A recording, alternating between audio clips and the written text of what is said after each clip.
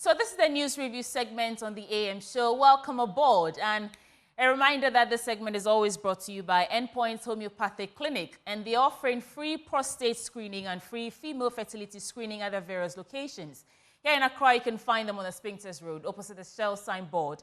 In Kumasi, Kronomabuenhia, behind the Angel Educational Complex. In Takrady, Anaji Estate. In Tema, Community 22. In Techiman, Hanswa. In Esiama, in Zima. You can call them on 0244 867-068 or 0274-234321. Endpoint Homeopathic Clinic, the end to chronic disease. Bringing us to the start of the newspaper review segment. I have two guests, but in the course of the program, the other person will join me.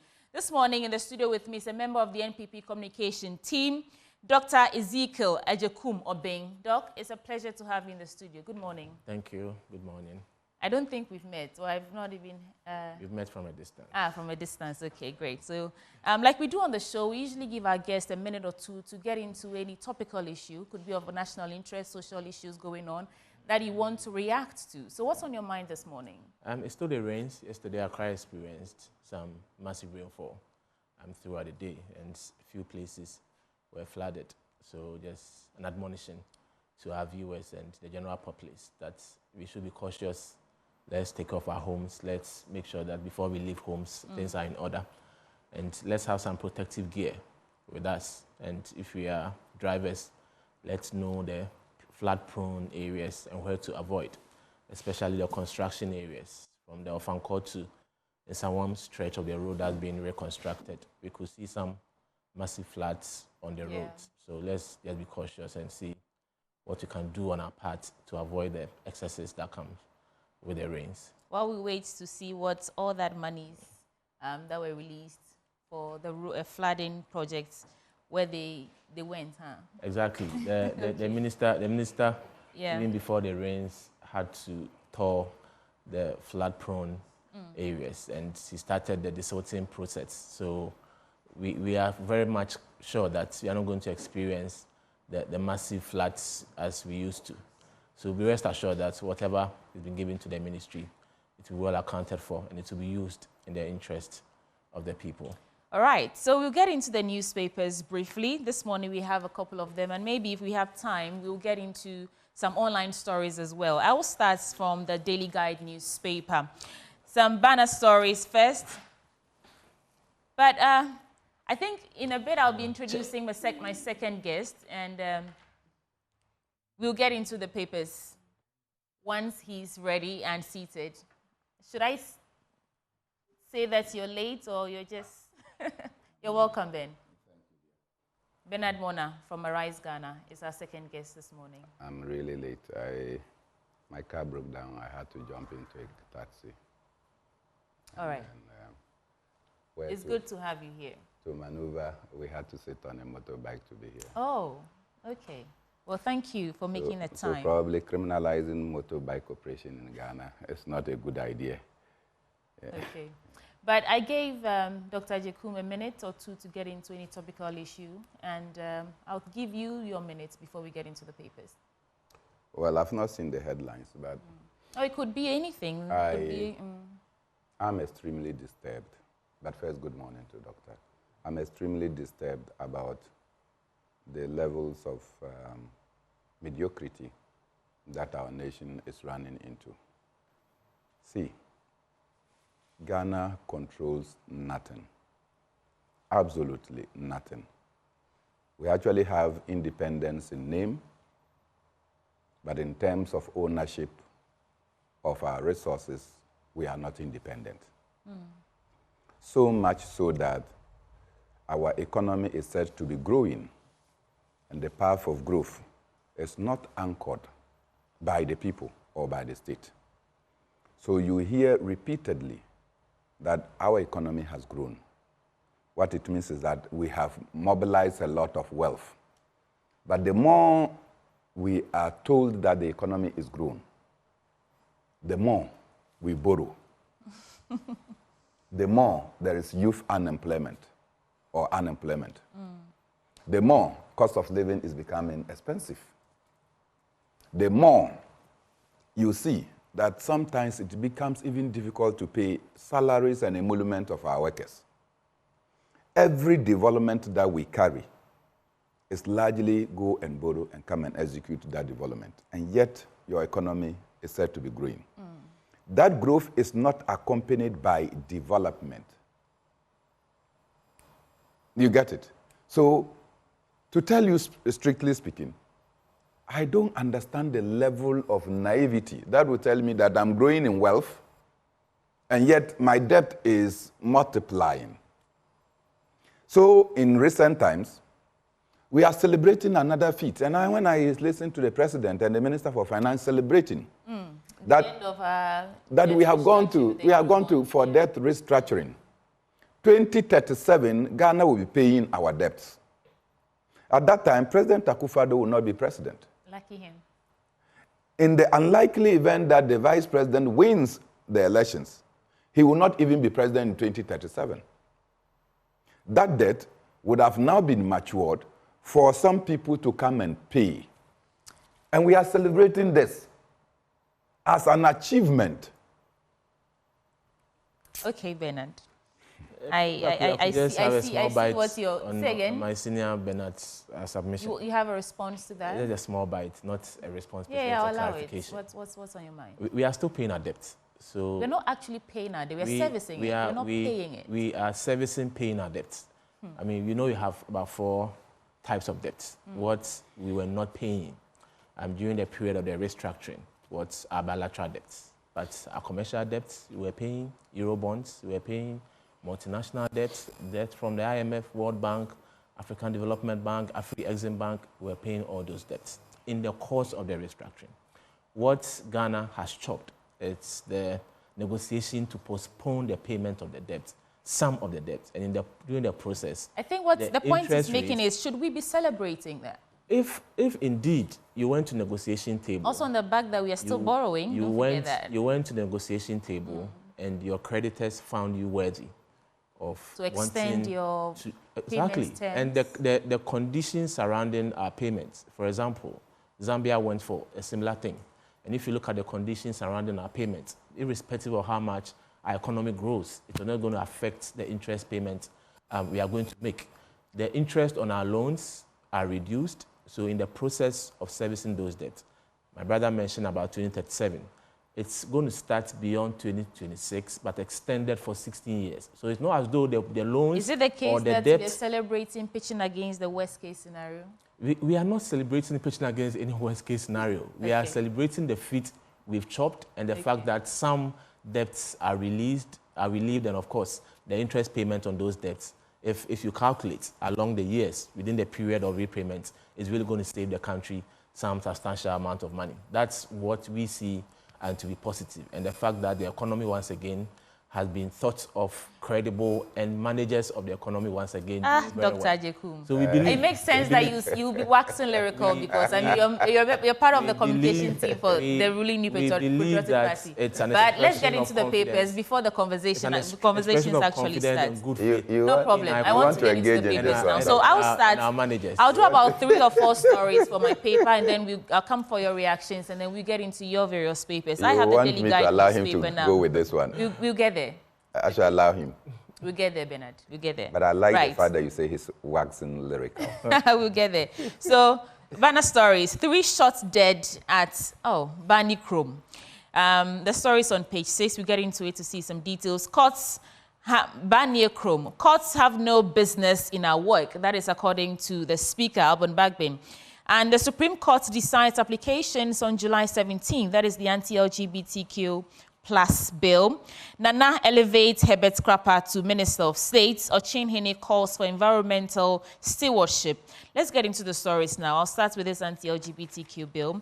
Yesterday, the Supreme Court has set July 17, 2024, to set 8 rulings on 2 separate applications seeking to restrain Parliament from transmitting the Proper Human Sexual Rights and Ghanaian Family Values Bill, commonly referred to as the anti-LGBTQ bill, to the President for possible assent into law. Dr. Amanda Odoi and broadcast journalist Richard Delasky have filed 2 separate suits before the courts challenging the constitutionality of the bill passed by Parliament in February 2024. I'm sure we're all familiar with this story. I mean, yesterday was also in court, and, you know, the judge is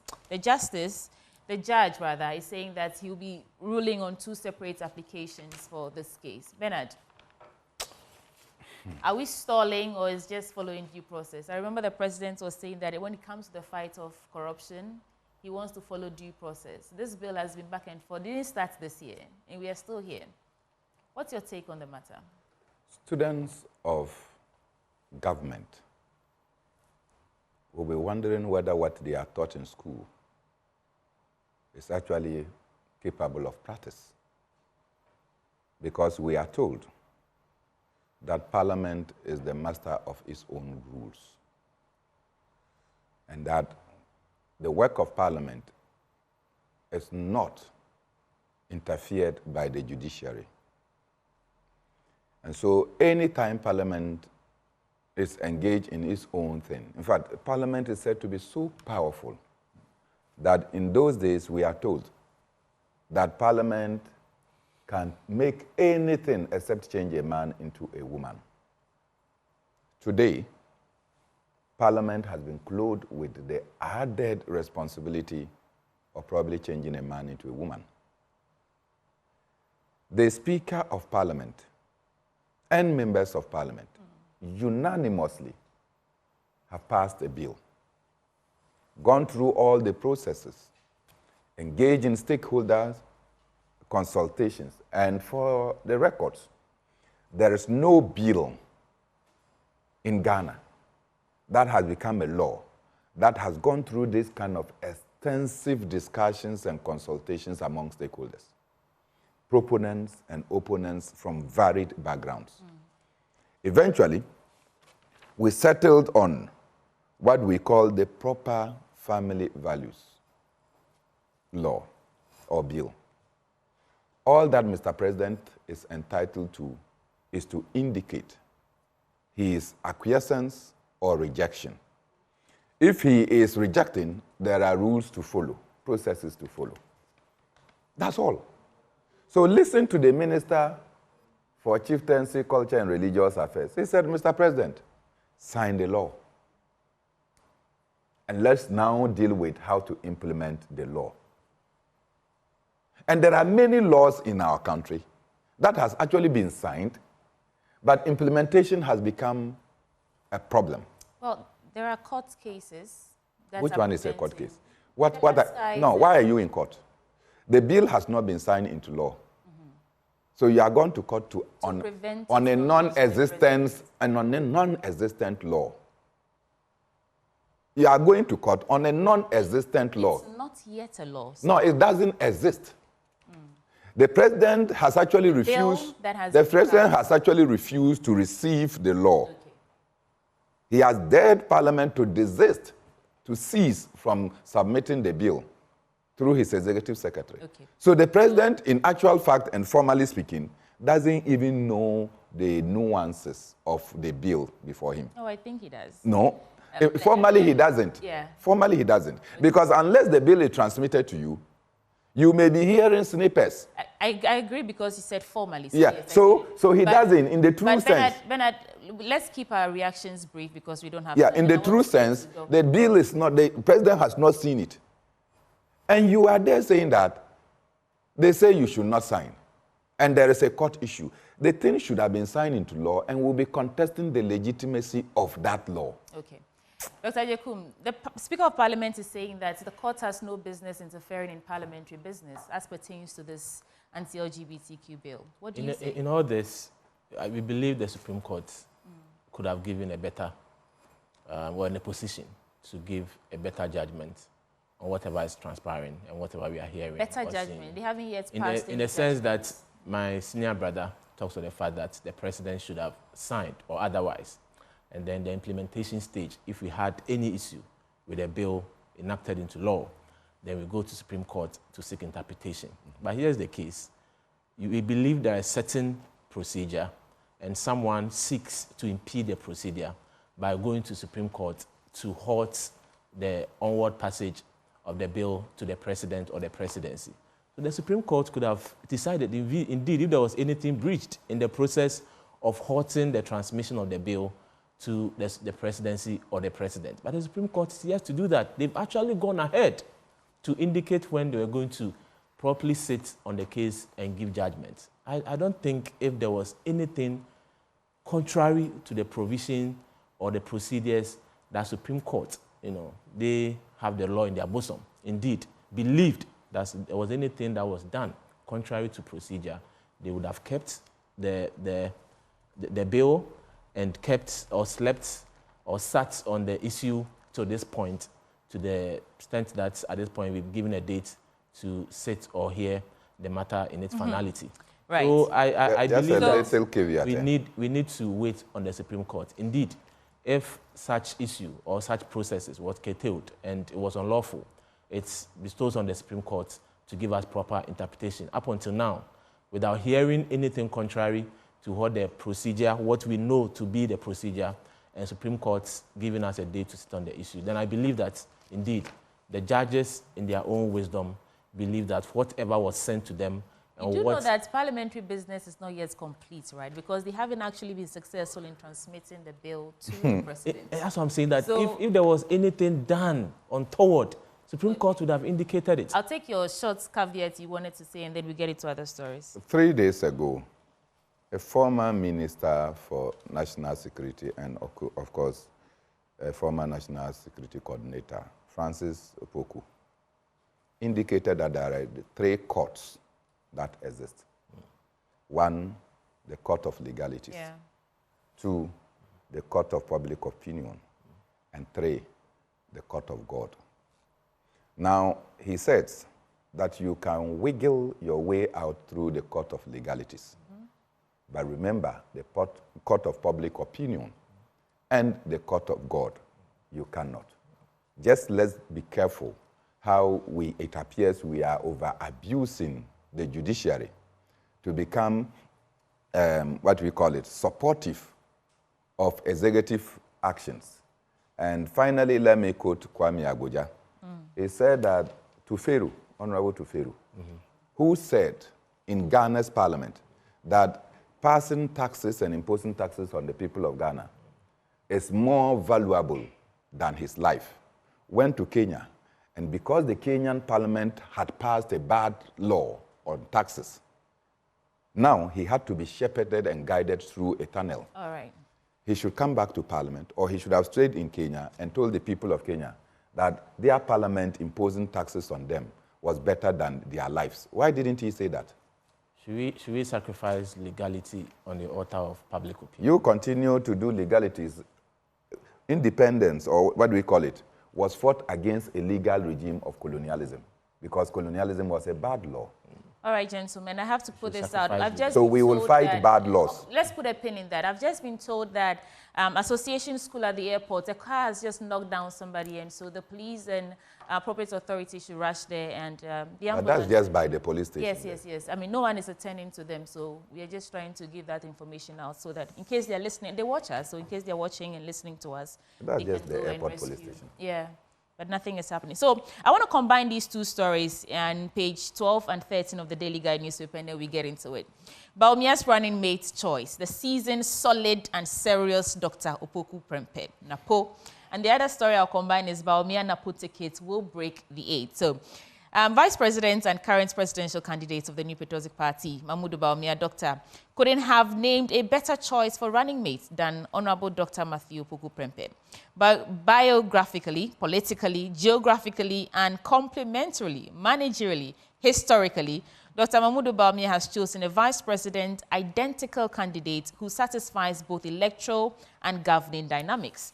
The second story says, former Wenchi constituency youth organizer of the New Patriotic Party, Richard Edu, has stated that Bawumia, Dr. Matthew Opoku Prempeh, popularly known as Napo ticket, is a sure way for the NPP to achieve the desired victory of the party in the December 7, 2024 elections. Gentlemen, I'll start with you, Bernard. How does this ticket make you feel in comparison to the NDC ticket of Professor Jinan Opoku-Agyeman and former President John Dramani Mahama? And also include what I like to call bad press that NAPO's had over some time now. In fact, if you take only this year, the energy crisis that the country has been plunged into, and some of these utterances, and then maybe you can conclude on whether or not you think the National Executive Council would just accept this choice and run with it. They should just wait when the PNC finally, at the close of the month, elects me as the presidential candidate. Congratulations. And my choice, congratulations. And my choice of a running mate. Then they will know that this nation is serious for reclamation. Certainly. When is that again? When are you going to? At the close of the month. Close of month, okay. Certainly, the Vice President has done what he could not do over 7 months ago. Which is? The constitution of the New Patriotic Party warrants that they should elect a running mate or select a running mate 12 months into the elections. He was elected flag bearer on the 4th of November last year and had to seek an extension approval from the National Council. One would have thought that that extension would not go beyond a quarter, but it's taken us 7 months. You think that's a strategy? No, it couldn't have been a strategy. You see, Matthew Poku Prempeh, for instance, is an MP. And given that he's an MP, he had gone to recontest his position as parliamentary candidate. Yeah. He's also a minister. He has gone around printing paraphernalia. Other people are printing paraphernalia for constituency specific. And those paraphernalias are gone everywhere. Posters, banners, T-shirts, and other things are there. Today, he is selected as the running mate. It means that all those things will not be constituency relevant any longer. There will be a need for a new constituency candidate to be selected. That constituency candidate will now have to go around, mobilize resources, and to make himself or herself popular and his paraphernalia probably get. So if you are not careful in that constituency, Matthew Poku's material will be much more, given the many years that he has served and the continuous supply of paraphernalia. So that becomes a problem for selecting a candidate at this crucial time to replace Matthew Poku Prempeh. The second aspect is this. Delayed as it is, he has named, Matthew Poku has been known as the forerunner or foremost person for the selection as running mate. I don't know the theatricals that they were engaging. You, as the presidential candidate, has the responsibility to nominate somebody before the National Council. Now, you go and do some charade at the presidency and say, yeah, you have gone to give the name to the president and to seek the president's blessing. What has that got to do with, quote, the legalities that we are? Take the name to the National Council. Your consultation with the president must be private because it is not an established process of your party. Then you take to the National Council. Even then, when you send to the National Council, it's kept quiet until the National Council come to announce that, look, on this day, you have submitted a name to them, and then they have taken a decision. I don't know what all this charade is about. Finally, Matthew Poku Prempeh is no new person in our political landscape. His pluses and minuses are well known and documented. He cannot claim that the failings of this government are exclusive to his part. So if this government has flopped, then both the Vice President and the Minister for Energy and former Minister for Education cannot claim innocence.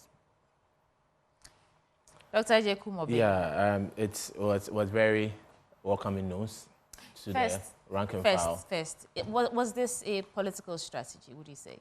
I believe every decision going into the election is a strategy.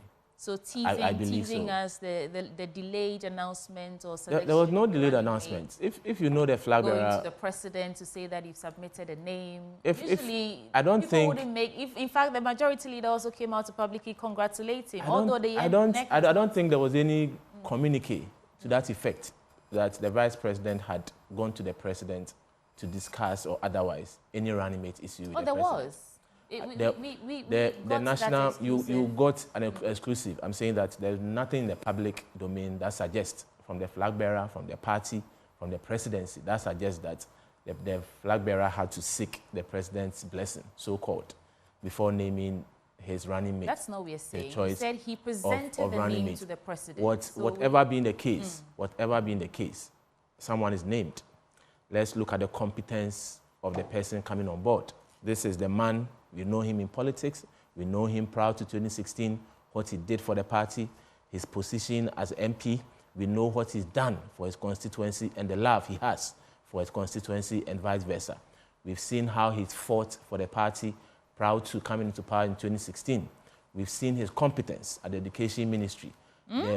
Of course, he was at the helm of affairs when the government implemented the free SHS policy and was successfully implemented, the free TVET policy successfully implemented, managed the education ministry so well. And of course, before being taken to the energy ministry. And we've seen what he's done. The government has kept our lights on. Beyond 2020, he was still in the positioning of I don't keeping think the government our has lights kept on. I just want to interrogate or probe this because I don't want you to make such statements that are not true. We've had First, issues. He said that he ran the best education ministry. Something you said. He was at the education ministry when the government implemented the free SHS policy. Show me a policy framework, policy document for this free SHS. Hold on a second. Let's have a conversation. Let's have a conversation. The ranking member on the Education Committee sat here and told us that they haven't seen any policy framework document for this free SHS.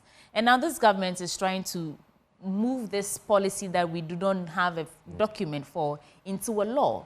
Meanwhile, there is already a law that promotes progressively free senior high school education, which is no different from what... Article 25 there is Hold on, I said we should have a conversation. I want to set the tone Article for 25 captures education. Okay, it's a fundamental human right. Okay, so now my question to you is, you said the government kept the lights on.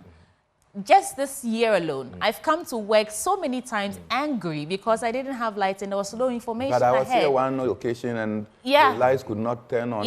So you cannot say that this government has kept... We had challenges. And in fact, although it's doom CSC or doom so or whatever, we've had challenges. So you cannot say. Our audience are discerning. They know that's what you're saying is There is factual. a pre-tertiary bill, pre-tertiary education bill, that has the free SHS, free TVET clearly. Oh, that's when the president was signed. Clearly established in the or somebody will go to court. Bill. And it's a fact that this government has implemented the free SHS. If we do not have the free SHS running, then you could say there's nothing like that. Whether you believe there's a bill or an act or an LI, legislate, whatever it is, the government has implemented the free SHS, which has benefited over 5 million homes in this country. And Dr. Matthew Poku Prempeh was at the helm of affairs at the Education Ministry when this policy, free SHS, free TVET, was fully implemented for 4 good years.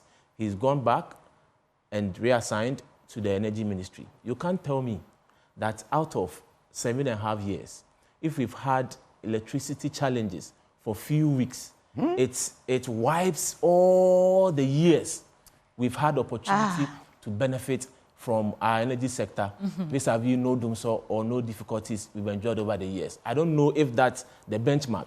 But if I've been... there was never an energy deficit. You need to appreciate that we are all living in this country. We understand what happens. Running away from issues.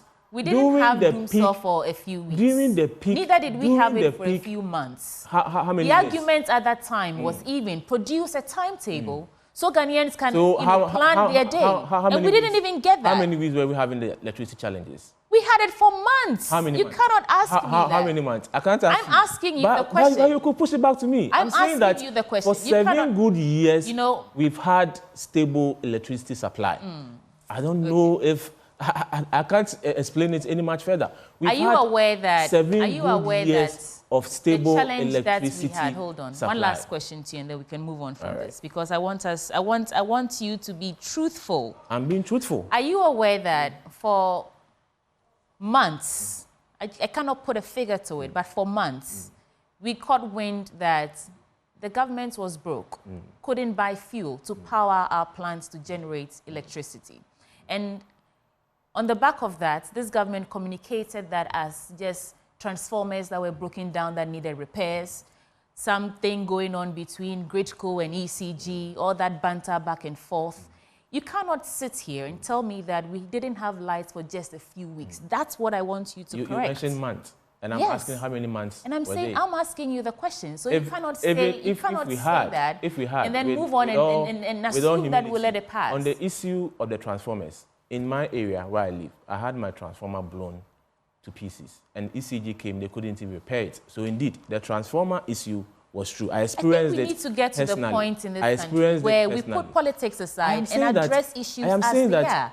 Otherwise, it's as if you're speaking to Ghanaians and we'll just swallow everything hook, line, and sinker without actually probing and understanding that you're speaking to intelligent people. We understand issues and we understand the difficulties people go through. And I'm saying that, are you telling me that out of the 7 years, even if we had the power challenges for 4 months, it takes away, we've had how many? 7 years, 6 months.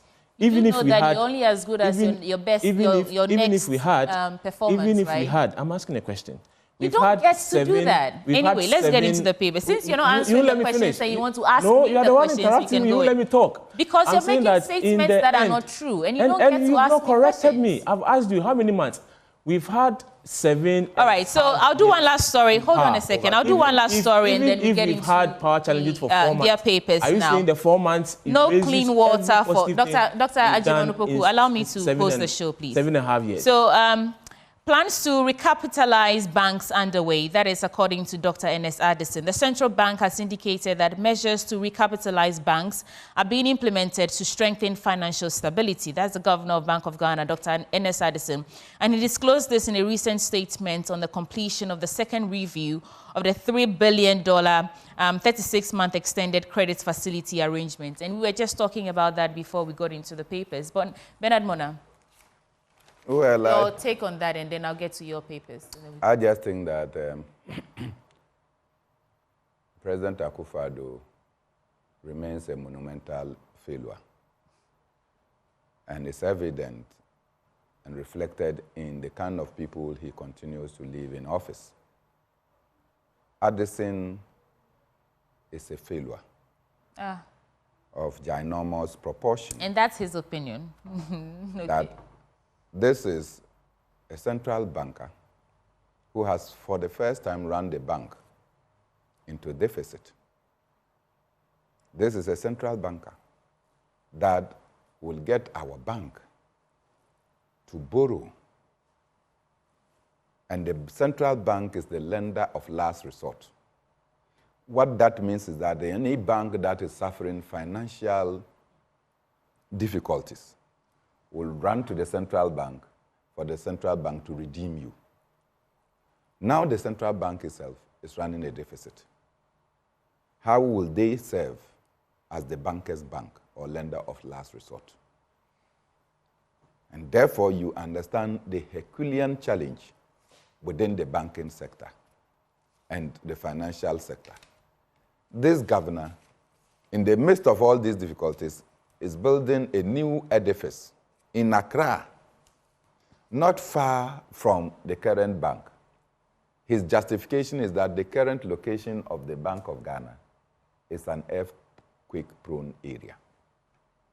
And everyone knows that Accra is the earthquake epicenter of our nation.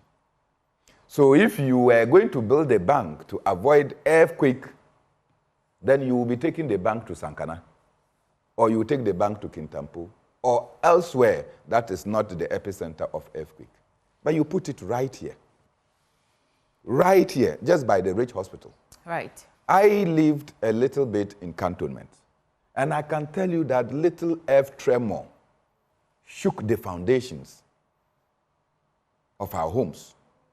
So to continue to build in Accra and justify that one location in Accra is earthquake-prone and another is not earthquake-prone, you say that we are sick. This governor should not be in office. He is a failure, and he, anytime he talks, rather breaks the confidence of the investor community. You will see that as soon as Ken Ofori-Atta was taken temporarily or out of office, no matter what is done, so much so much is not said about the Ghanaian economy. Right. If you don't understand what speculation, the power of speculation is, when we speculate that somebody is incompetent to handle a certain portfolio and you maintain that person, the speculation will not cease. It is the reason why, whilst we have changed Ken Ofori-Atta, you see that our currency is not doing well because the governor, who is a disaster, is still at post. Okay, we have to go. But the finance minister says speculation, and because you may use that word, is the reason that the city is experiencing such a free fall. We have always speculated from independence. Some strong policy frameworks, and we're doing so well, so we should stop the speculation. That's what he has been. He's a professor of speculation. Yeah. So Dr. The Akufo-Addo-led administration has not failed. Okay. It has performed. We can take sector by sector. Education, health, roads. We can take sector by sector. The government has not. The figures are there. I want to leave our discerning audience and Ghanaians to be the judge of the things that you're saying this morning. So no problem. You go on. You refer everything I say to the viewers, and I like that. The government has not failed in any shape or form. Every sector, we can dissect the issues in every sector. There are challenges, which of course we believe there are, and we own up to those challenges, but the government has performed very well. And the issue about our current depreciation we are experiencing the past few weeks, we all know what America has done to its currency. All major trading currencies across the euro, the yen, the pound, they've all fallen short of the dollar. Quick interjections, please. Right. So let's talk about, because you said your government has not failed anywhere. The president said that by the end of his term, Accra will be the cleanest city in Africa. How are we faring on that front? You mentioned roads. And I saw the president put out some communication about 2 months ago that under his administration, there's been more reconstruction and of road work. Did you ask how they are faring? But did you see that the government and his people have to... are cleaning up ahead of Homo. I've seen that. That is to tell you how badly we have performed. And we have to go, so I'm rushing you. So talk to me about sanitation on the back of the president's promise that at the end of his tenure, Accra will be the cleanest city in Africa. And talk to me about roads, because have you seen that Pokwase stretch from Accra, Chimota towards Pokwase, thereabouts? How long has that? We had people calling in to tell us about how they're getting sick because their roads are dusty, spare parts, transportation has gone up. They go on GPLT, going on strike because they say transportation and cost of spare parts has gone up because the roads are bad and they have to constantly spend money on wear and tear and repair. So talk to me about first sanitation and then talk to me about roads on how you are saying that the government has not failed, and then we can go. Okay. So the government obviously has done well. There have been a lot of initiatives, Operation Clean Your Frontage and all that the government introduced through the Greater Accra Regional Minister. A lot of contracts being given at the assembly level for companies, small and big, in quote, to make sure that our cities are clean. Indeed, we've not seen it to the level where we all are very much comfortable with, but of course, there's been a lot of progress made, and we shall continue to make those progress. On the issue quantify it for me on a scale of 1 to 10. How would you rate this? In terms of the cleanliness, I think we've done about 60% in terms of the cleanliness. All right, so you asked 2 questions. On the issue of the roads, there is no doubt that in the history of this Fourth Republic, no government has reshaped, reconstructed, and constructed new roads more than this government. All right, thank you so much, Dr. Ajekumo. 12,000 kilometers. Bernard Mornah, because we don't have time, I want you to give me your final words. And undisputed. Thank you. Your final words. Well, I think that there is a popular saying that the irony of politics is that those whose lives are made worst of by leaders are actually the vociferous defenders of the leaders who have made them so poor. The youth of Ghana and Africa continue to be rendered poor by our leaders, by their poor initiatives, by their lack of direction. And yet, anytime we get the opportunity, we come to sit and defend them. This morning, I'm not surprised. Okay. Thank you so much, Bernard Mornah from Arise Ghana and Dr. Ajekumo being a member of the NPP communication I thought you were going to give me last word. We have to go. And this segment is always brought to you by Endpoints Homeopathic Clinic, and they're offering free prostate screening and free fertility screening at their various branches. My name is Sweetie Aboshi. There's more coming up on the AM show. Stick and stay.